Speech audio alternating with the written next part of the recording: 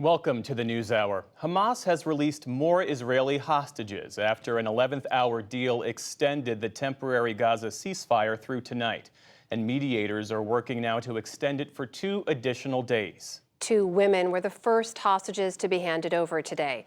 They were reunited later with their families in Israel. And this evening, 6 more were released into Egypt in exchange for 30 Palestinians held by Israel.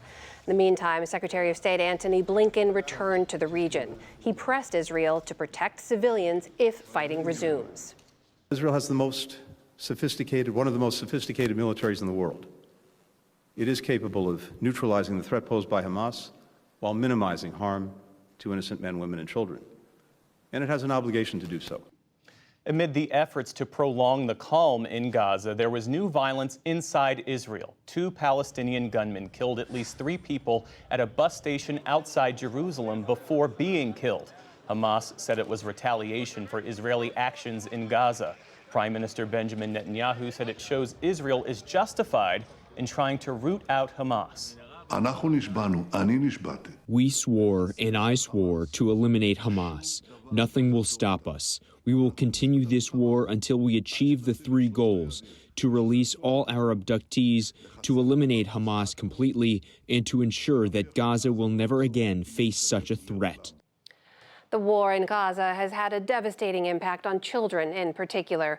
UNICEF says more than 5,300 kids in Gaza have been reportedly killed. That means more than 115 children have died every single day of the war.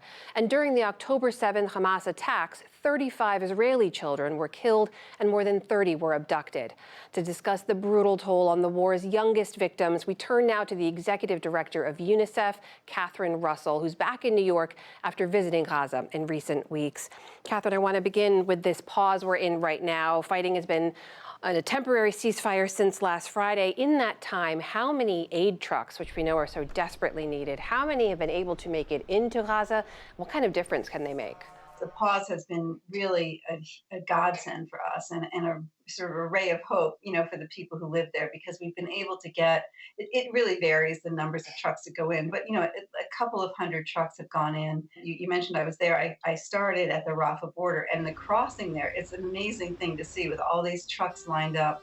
A lot of them are Egyptian government, the Egyptian Red Crescent, UN trucks, bilateral partners are sending in trucks. So there's a huge effort to try to get resources in there. And for a while, that was very challenging. Before this whole thing started, they would routinely get about 500 trucks a day into Gaza. And those were commercial trucks, different things, not really aid trucks in the same way.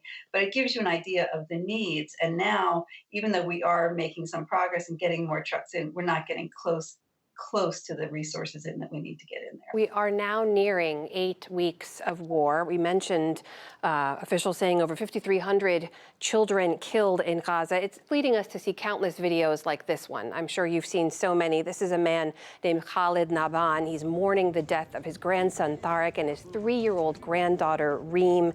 He calls her in this video the soul of my soul. He says they shared the same birthday. He wears her earring as a badge now. UNICEF has called Gaza a graveyard for children. Can you help us understand what's the context for this loss of life in this amount of time?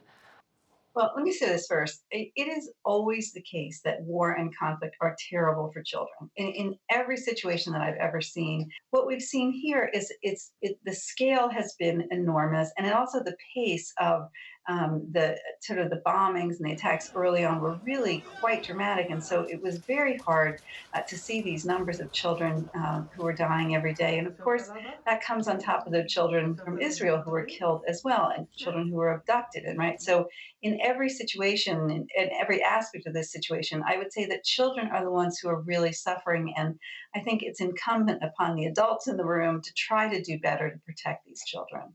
Do you believe that Israel is abiding by international law? It's those are actually legal determinations that get made. I mean, what we would say is that all parties have these obligations to minimize the impact of these conflicts on children. I mean, ideally, there would be no conflicts in the world, but that's never been the case. That's why there are rules of law that say you have to minimize the impact on not just children, but civilians more generally. And I think, everyone has a story, everyone has a side to their argument, but at the end of the day, every one of us has an obligation to do everything we possibly can to protect the people who are most innocent here, who have nothing, right? No responsibility for this conflict and no ability to stop it, but they are the ones who are suffering. And the videos that you showed, demonstrate the incredible loss that people feel. And I think, for all people, like we know how, we have children in our lives who we love so much, and we can hardly imagine what people are going through, either having children abducted for months or children who are killed or buried in the rubble. I mean, it's all horrendous. Those dozens of Israeli children who were abducted, we know they've been prioritized for release as part of the exchange of people held during this pause in fighting. We all know the story of this one little girl in particular, Abigail Moore Idan. She marked her 4th birthday as a hostage in Gaza. She is now an orphan. Her parents were killed in that Hamas attack. What can you tell us about those children? Have you had any access to them? What have they endured?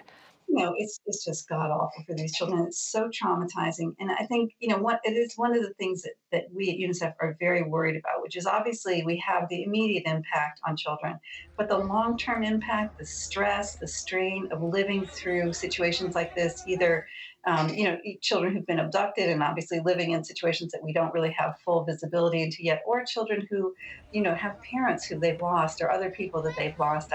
When I was in Gaza, one of the staff people was proudly telling me about this water sanitation project that she'd worked on. And then she says, kind of as an aside, well, I've lost 17 members of my extended family. I mean, I couldn't believe it. It was just the scale of the loss and the trauma and the fact that these people are still trying so hard to go on and make a life for themselves and their community was really striking to me.